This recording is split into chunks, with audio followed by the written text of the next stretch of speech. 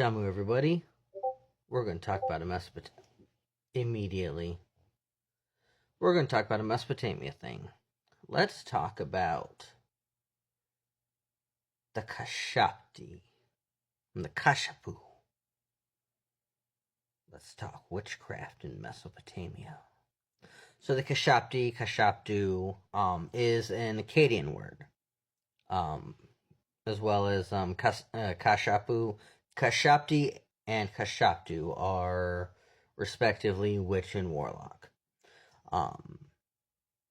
In many of our Mesopotamian anti-witchcraft texts, we'll see this kind of paired together in a formula of Kashapu Kassaptu or Kashapu Kassapti.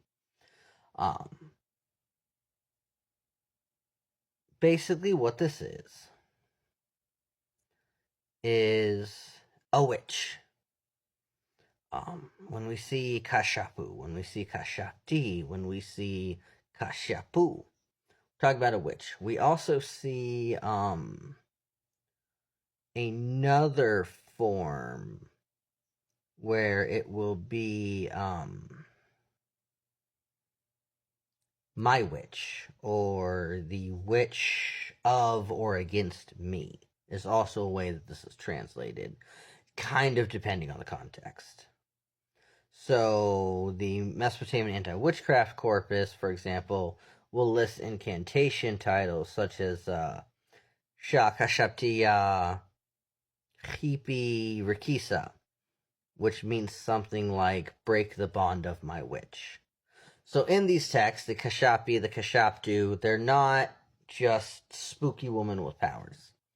The Kassapti is an accursed ritual aggressor. It is someone that is believed to have harmed the victim through kishpu, through witchcraft, along with other related hostile acts such as sorcery, bindings, evil machinations, curses, slander, magical paralysis even. We see a prayer to Shamash that says that the witchcraft has bound the afflicted person, and asks that the sun god Shamash as a judge releases them.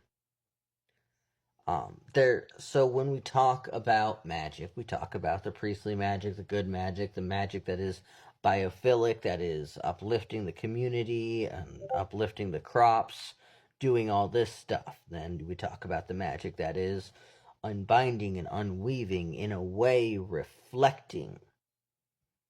And that's the anti-witchcraft magic. Now, then we have the Kassapti. There's a key point that the identity of the Kassapti is often unknown. The rituals that we see don't always name a specific person. There's not always an insert N in these. N for name, not N for demonology. So we have one text that says the evildoer may be a warlock or a witch, Kassapti Kashapani. But then it expands the possibilities, roughly translated, be it man or woman, small or great, dead or alive, father, brother, sister, mother, friend, colleague, gatekeeper, or guard. And so we expand that list. And this shows us that the Kassapti is less of like a social category, and it's more what is the ritual name for the suspected source of this unseen harm. The rituals that we use against this often work through judgment and, like I said, reversal. It's reflection. We are in a land, there's a land that reflects. It's the whole thing. But the sufferer generally appeals to gods such as Shamash, such as Ea Enki, Shamash Utu, such as Ea Enki, or in later Babylonian, Marduk, Priorly, Asaluhi. Or sometimes chthonic powers to identify, judge, and then remove and either burn, bury, or send back the evil. In one of the passages that we have, the gods are invoked as those who undo witchcraft, magic, and sorcery, and they're asked to remove the evil machinations of men, of the warlock and the witch. We also have a strong use when it comes to this stuff of figurine magic. We will use clay, we'll use wax, we'll use dough, we'll use other different images that could represent the Kashapu, the Kassapti, the Kassapti, Kashupani. These figures would be either bound or burned. They'd be buried. Sometimes you take a hammer and you crush them. You could run running water over them, or you could hand them over to the divine or underworld powers. Basically, the point was that this wasn't just punishment. We were doing a ritualistic transfer. The affliction is removed from the patient and it's redirected towards its supposed source. The Mesopotamian corpus of anti-witchcraft incantations, incipits have such as Shamash. These are the figurines of the warlock and witch, as well as Shamash, these figurines of my warlock and my witch. Warlock, witch, just kind of, you know what I mean. So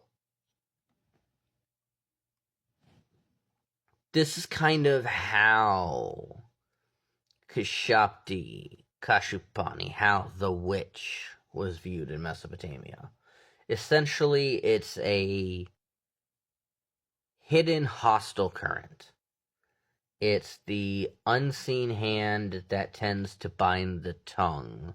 It's the person that works a spell to weaken the body, to poison luck, to shift reputations. Things that disturb the house or obstruct your destiny. But, so, historically, this is mostly a category that comes through the perspective of the victim and the exorcist, not through an own self-description. People weren't running around calling themselves Kassapti.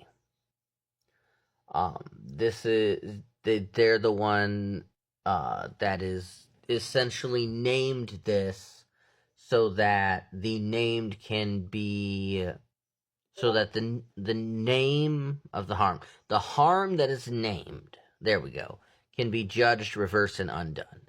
Because to have that name was to allow you to work these things.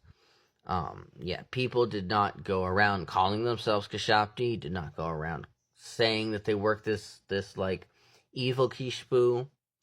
And it was the work of the Ashipu priest, quite often with conjunction or led by the Ashpu priest, who would step up and he would work such workings such as the Maklu, or the burning text, in which case these wax figures of the Kassapti Ukashapani would be literally burned while the incantation was recited and melted away. And as that was melted away, the magic was the sorcery, the evil Kishpu was melted away as well.